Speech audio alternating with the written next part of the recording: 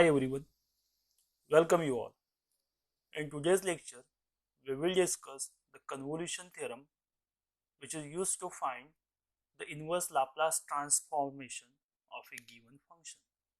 So convolution theorem is an important topic in our syllabus as every year one compulsory question is asked in university exam on convolution theorem, and the question is asked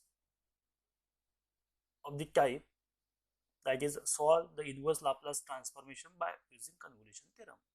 So you have a different method to find the Laplace inverse, but whenever the question is asked for convolution theorem, then we have to solve this problem by using convolution theorem only. Otherwise, we will not get a full credit of that question. So first, we will discuss the convolution theorem and then we will try to solve the problems based upon the convolution theorem. The statement of the theorem is that if there are the two functions, because we deals with the inverse Laplace transformation, so therefore we have a function of s and our answer is of the function of t and by using inverse Laplace on f of s. मतलब जो problem आपको है वो f of s का है, मतलब s का function जो है ये हमारा प्रॉब्लम है और इसमें हमको आंसर जो निकालना है वो t का निकालना है. तो सपोज हमारे पास दो फंक्शन है. First function is Laplace inverse of f1 of s is equal to f1 of t, and the second function is Laplace inverse of f2 of s is equal to f2 of t. Then the Laplace inverse of f1 of s into f2 of s is equal to integral 0 to t f1 of u f2 of t minus u du. So this is the convolution theorem. And what is the use for convolution theorem? To obtain inverse Laplace transformation of product of two terms. Convolution theorem का use किस लिए है कि अगर आपको कोई दो function का प्रोडक्ट गिवन है और उसका अगर आपको Laplace transformation inverse Laplace transformation निकालना है, then this method is very useful for evaluating such type of problem.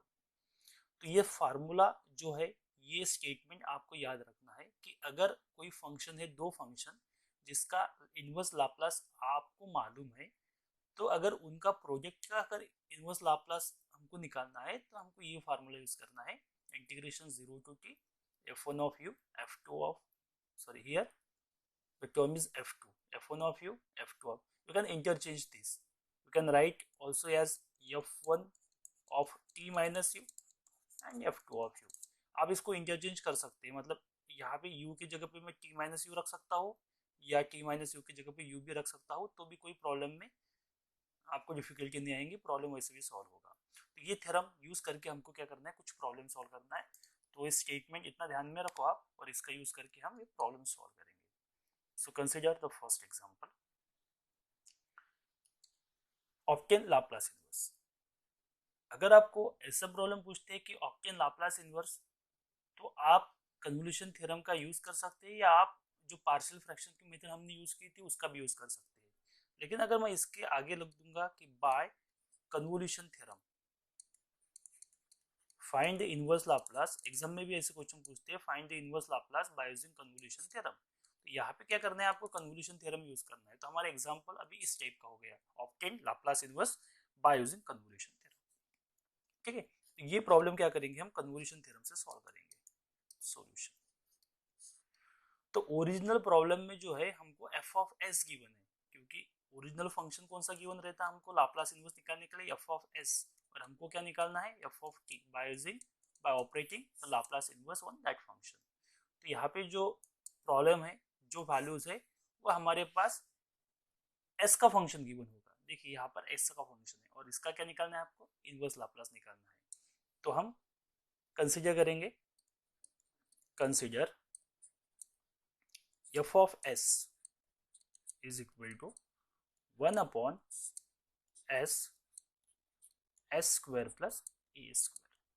ठीक है, ये जो टर्म है इसको अगर मैं सेपरेट करता हूँ तो ये टर्म को हम ऐसे लिख सकते हैं एस स्क्वायर प्लस ए स्क्वायर, क्योंकि कन्वोल्यूशन थ्योरम अगर आपको यूज करना है तो आपको वो फंक्शन दो टर्म का प्रोडक्ट चाहिए, तभी हम कन्वोल्यूशन थ्योरम वहां पे यूज कर सकते हैं।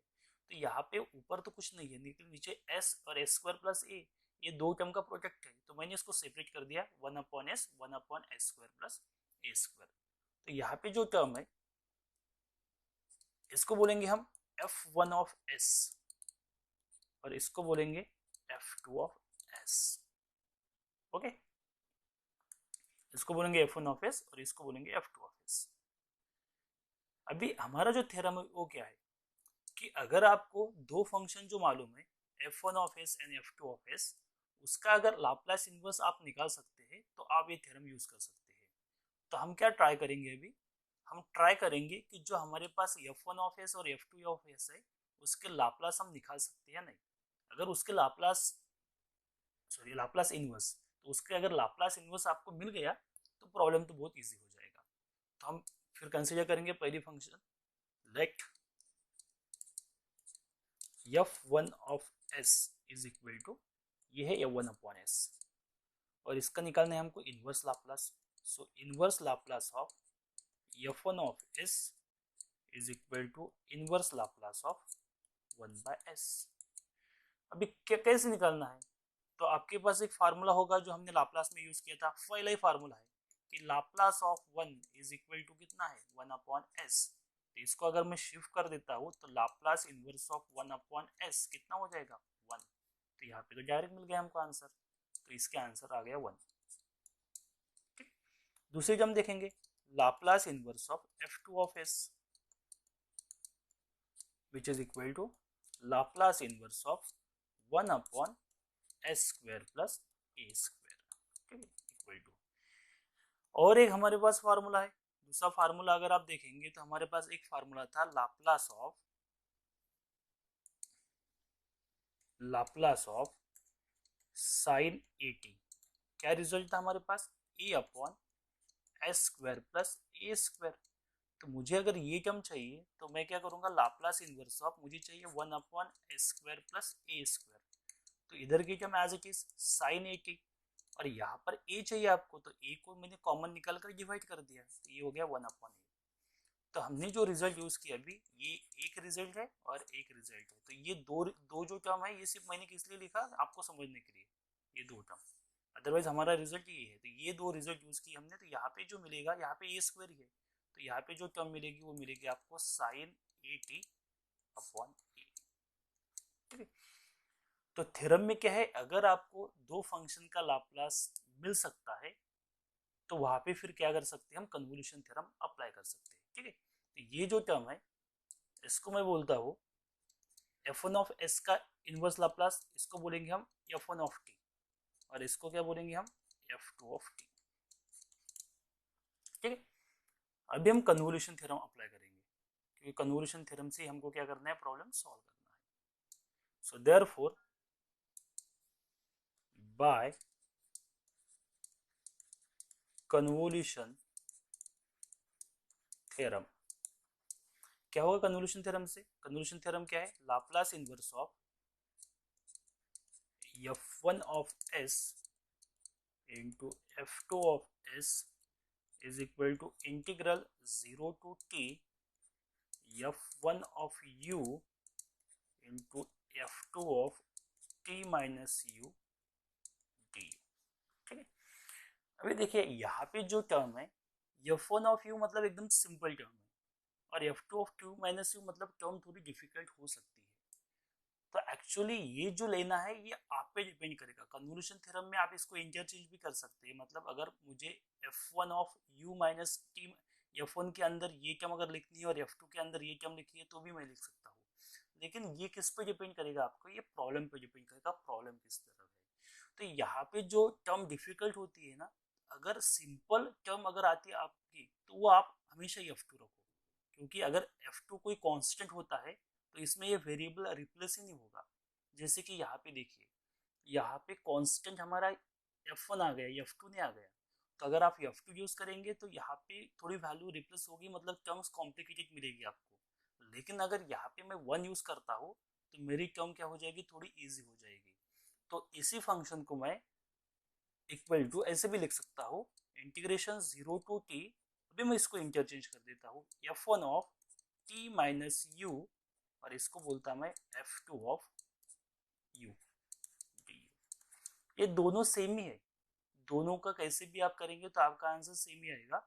मैंने चेंज क्यों किया, क्योंकि मेरे पास जो f2 t की वैल्यू है ये साइन है, और t माइनस यू मतलब क्या करना पड़ेगा, मुझे t को t माइनस यू से रिप्लेस कर देना पड़ेगा, तो ये t माइनस यू से रिप्लेस होगा, मतलब प्रॉब्लम थोड़ा डिफिकल्ट होगा, ज़्यादा डिफिकल्ट नहीं होगा, थोड़ा डिफिकल्ट होगा।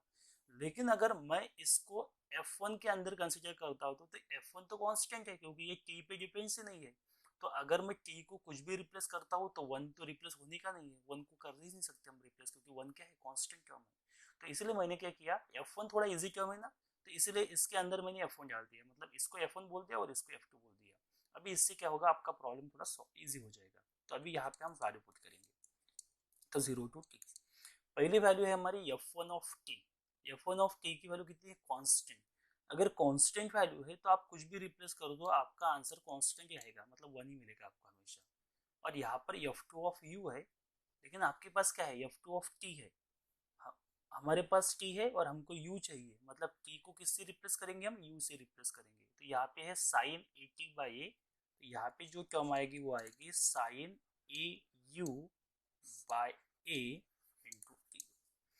तो ये आप ध्यान में रखिए, अगर आप एज इट इज वैसे के वैसे लिखते हैं तो भी प्रॉब्लम का आंसर तो आ जाएगा, लेकिन ये बहुत ही इजी तरीके से इसका आंसर मिलेगा आपको। तो कांस्टेंट अगर टर्म है तो हमेशा उसको आप थोड़ा सिंपल रखो, मतलब f2 में डाल दो, कॉम्प्लिकेटेड में कांस्टेंट डाल दो, मतलब आपका प्रॉब्लम क्या हो जाएगा, थोड़ा इजी हो जाएगा। तो इसको हम सॉल्व करेंगे अभी। तो 1 इंटू दिस मतलब यही आएगा, इसमें से 1 अपॉन ए कांस्टेंट है तो इसको ले लेता हूँ इंटीग्रेशन के बाहर, और टर्म मिलेगी हमारी sine A U D U, और इसकी लिमिट से 0 टू टी।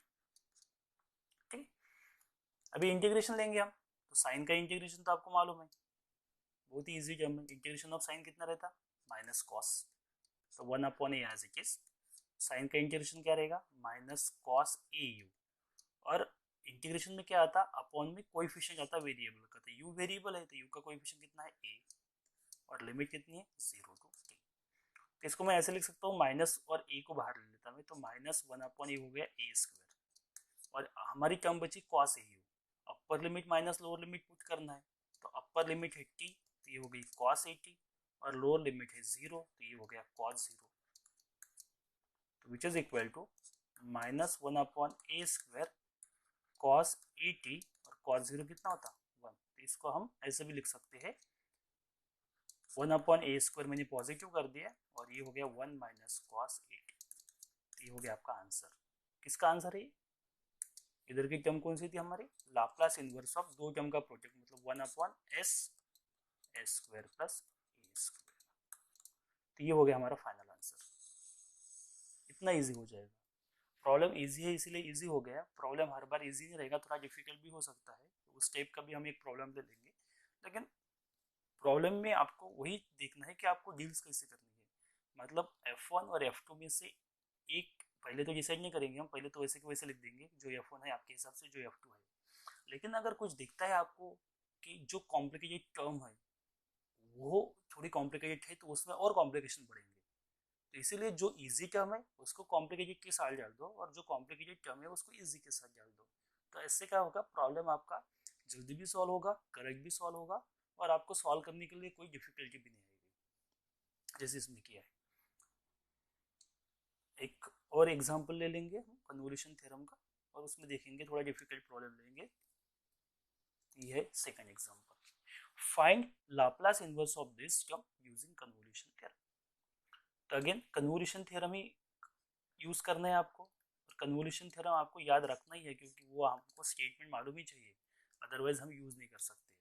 तो ये जो ओरिजिनल टर्म है ये हमारी एफ ऑफ एस है, तो इसको बोलता हूँ मैं F of S is equal to S square upon S square plus A square S square plus B square. अभी इसको आप दो टर्म का प्रोडक्ट लिख सकते हैं, और कैसे लिखना है प्रोडक्ट, कि उसका इनवर्स लाप्लास भी आना चाहिए। तो अगर आप देखेंगे s upon S square plus ए स्क्वायर ये फार्मूला है, s upon S square plus B square ये भी फार्मूला है। तो इसलिए मैं क्या करता हूँ, एस के साथ एस स्क्वायर प्लस ए स्क्वायर देता हूँ और एक एस के साथ S square plus B square देता हूँ। तो पहले टर्म को बोलेंगे हम एफ वन ऑफ एस और सेकेंड टर्म को बोलेंगे हम F two of S. Now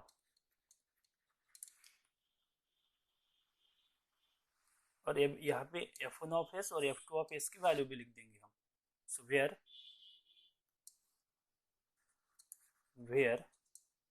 F one of S कितना हो गया, S upon S square plus A square and F two of S कितना हो जाएगा, S upon S square plus B square. आपने इंटरचेंज किया तो भी चलेगा, इसको आप एफ टू बोलेंगे इसको एफ वन बोलेंगे तो भी कोई प्रॉब्लम नहीं है। अब इसका हम क्या करेंगे, लाप्लास इनवर्स निकालेंगे। So Laplace inverse of f one of S is equal to Laplace inverse of S upon S square plus A square equal to, अभी देखेंगे कि हमारे पास कौन से रिजल्ट है। तो हमारे पास जो रिजल्ट था हमने वो बहुत बार यूज ही किया है कि लाप्लास ऑफ कॉस एटी का एक रिजल्ट है। लाप्लास ऑफ कॉस एटी का रिजल्ट क्या है, s upon S square plus ए स्क्वायर।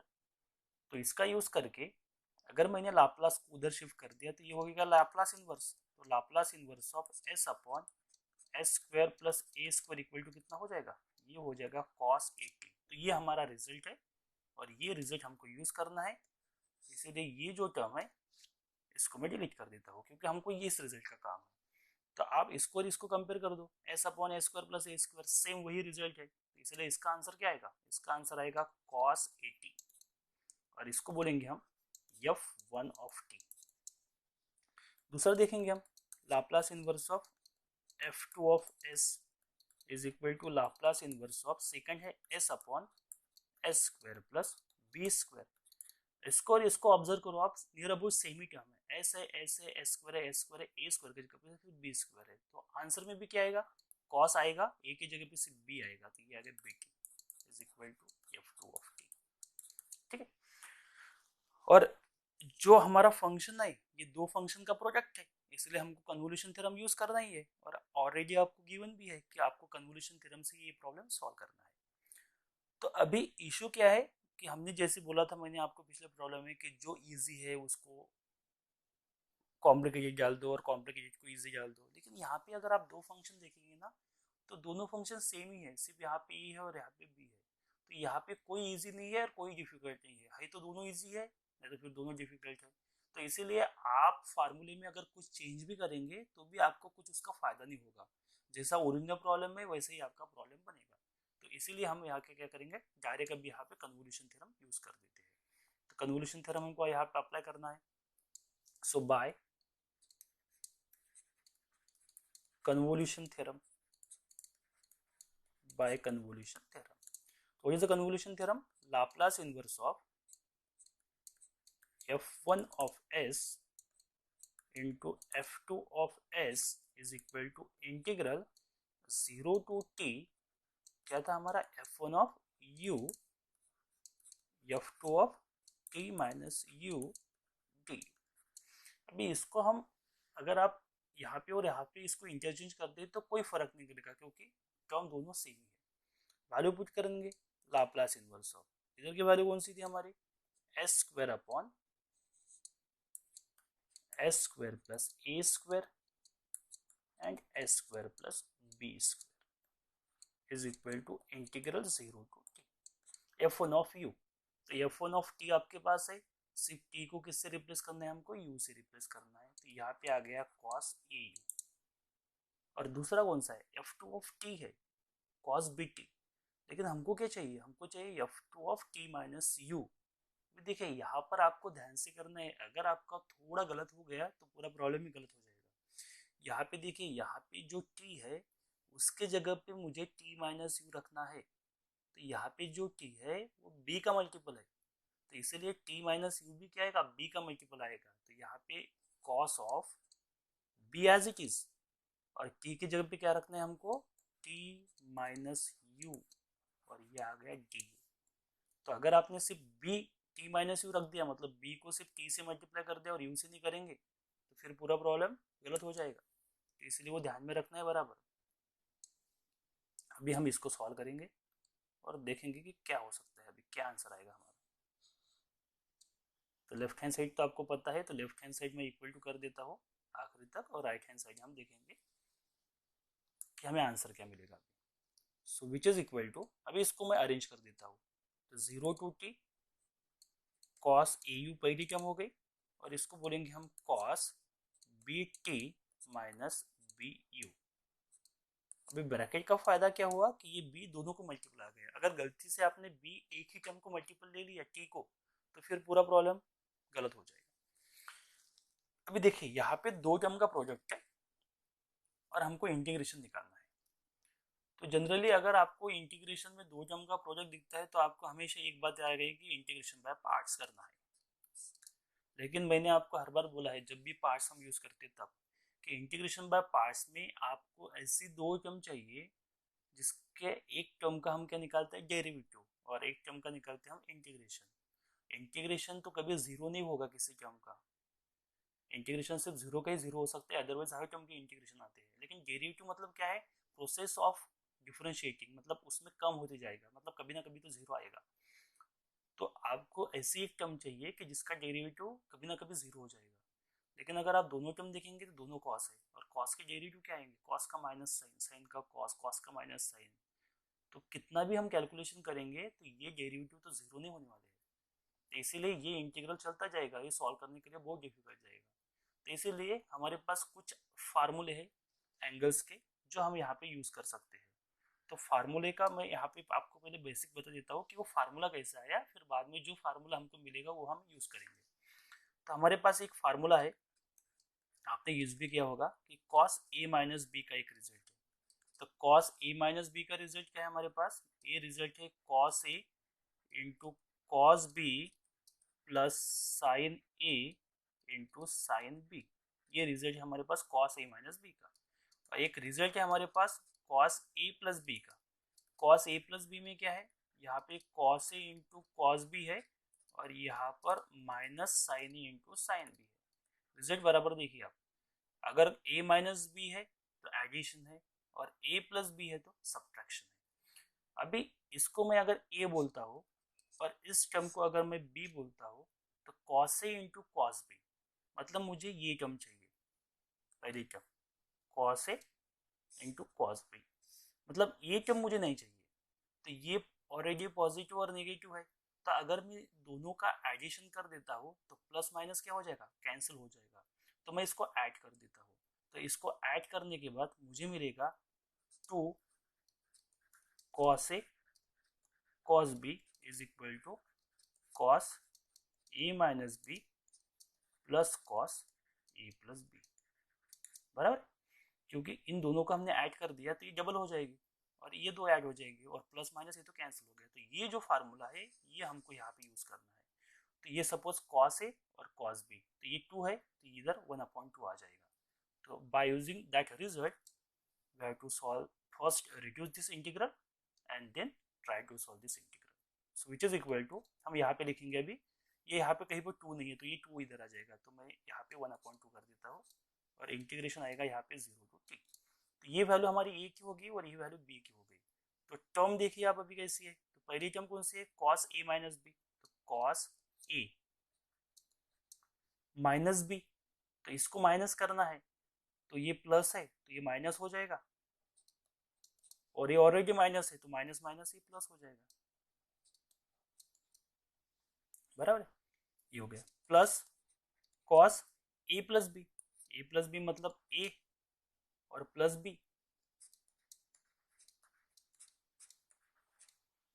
ये एज इट इज रहेगा, बराबर।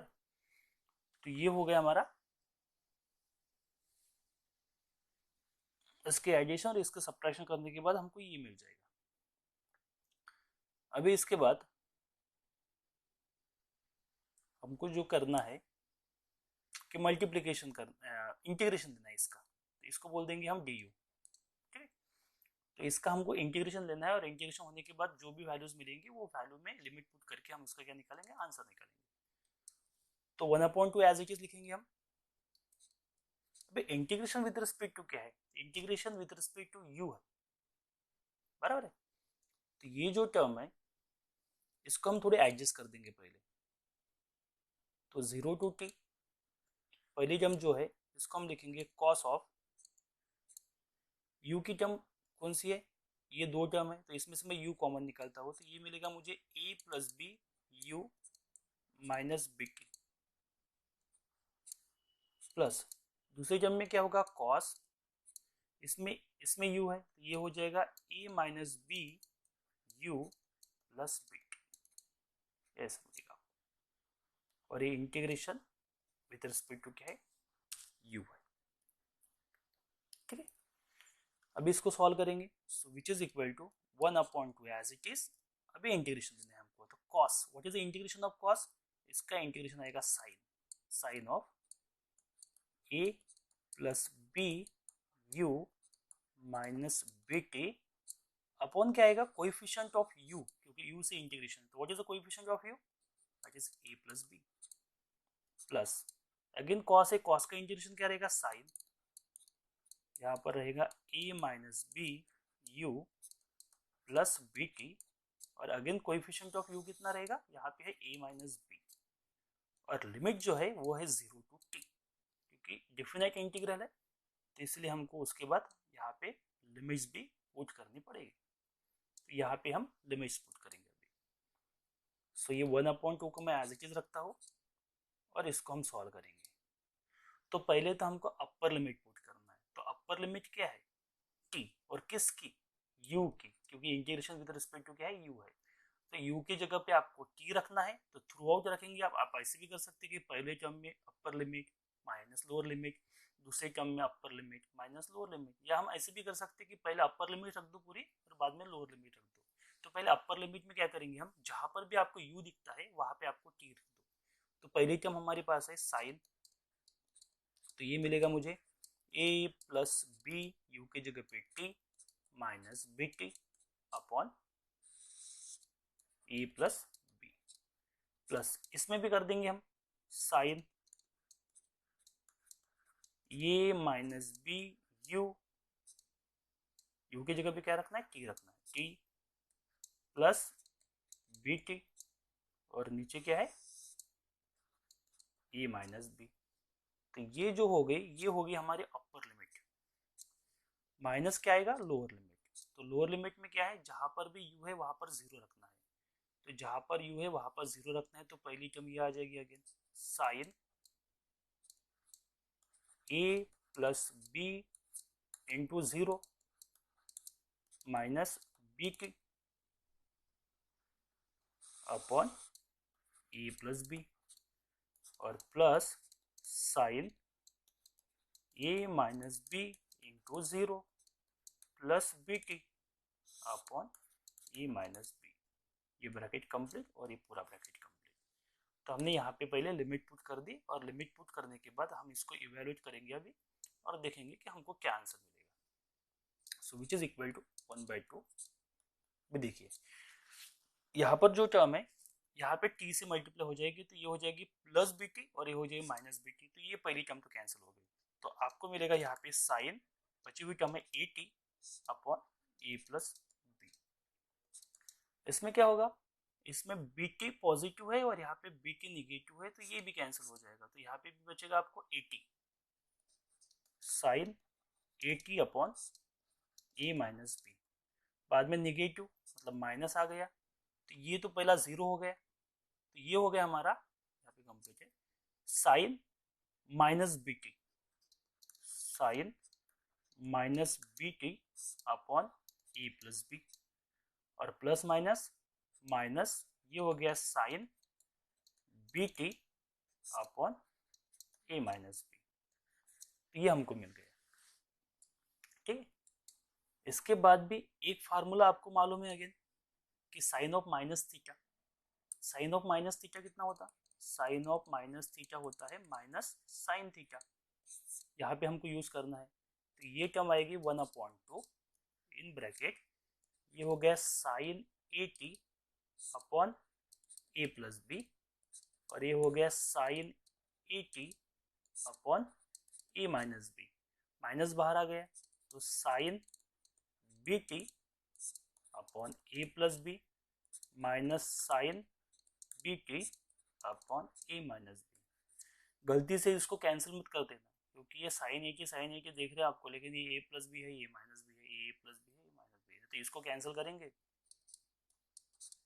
तो गरीबी में आटा गीला हो जाएगा फिर। तो इसीलिए जो है उसको करेक्ट तरीके से आपको सॉल्व करना है। सो अभी हम क्या करेंगे, यहाँ से मैं क्या करता हूँ, ये दोनों टर्म में से ये टर्म कॉमन है तो इसको कॉमन लेता हूँ, और ये दोनों में से साइन बी टी कॉमन है तो इसको कॉमन ले लेता हूँ। तो यहाँ से हम साइन ए टी कॉमन ले लेंगे। ये साइन ए टी कॉमन लेने के बाद यहाँ पे आएगा 1 अपॉन ए प्लस बी प्लस 1 अपॉन ए माइनस बी, और इसमें से अगर मैं साइन बी टी कॉमन लेता हूँ तो ये आ गया 1 अपॉन ए प्लस बी माइनस 1 अपॉन ए माइनस बी।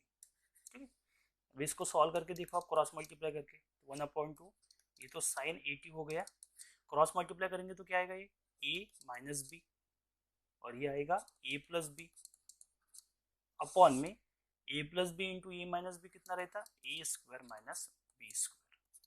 सिमिलरली यहाँ पर sine B T as it is है, A 1 into A minus B हो गया A minus B minus 1 into A minus A और plus B minus 1 A minus B हो जाएगा upon again A square minus B square. आगे देखिए solve करके क्या होता तो, सो which is equal to 1/2 in bracket, तो यहां से जो माइनस बी प्लस बी हो गया कैंसिल, तो what are the remaining term, the remaining term is sine a two into this, मतलब यहाँ पे ए प्लस ए कितना हो जाएगा twice a, so twice a upon A square minus B square into sine A T, और यहाँ पे क्या होगा ए कैंसिल हो गया तो यहाँ पर माइनस बी और माइनस बी कितना हो गया -2b, तो यहाँ पर आएगा plus minus is minus 2b upon A square minus B square into sine B t. ठीक है, तो यहाँ से मैं 2 कॉमन ले सकता हूँ, तो 2 कॉमन निकालने के बाद यहाँ से 2 आएगा तो ये 2 और ये कैंसिल हो जाएगा 2 से, और दोनों इसमें ए स्क्वायर माइनस बी स्क्वायर भी कॉमन है, तो इसीलिए हम इसको ऐसा लिख सकते हैं, ये साइन ए t minus b sine B t और डिनोमिनेटर सेम है तो अपॉन ए स्क्वायर माइनस बी स्क्वायर, और ये हो गया हमारा एफ ऑफ टी। और इधर की जो साइड थी वो कौन सी थी, वो लिख लेंगे हम, इसका लाप्लास था, लाप्लास इनवर्स ऑफ ये था s square upon S square plus A square S square plus B square is equal to. तो इस तरीके से इस टाइप के प्रॉब्लम को आपको सॉल्व करना है।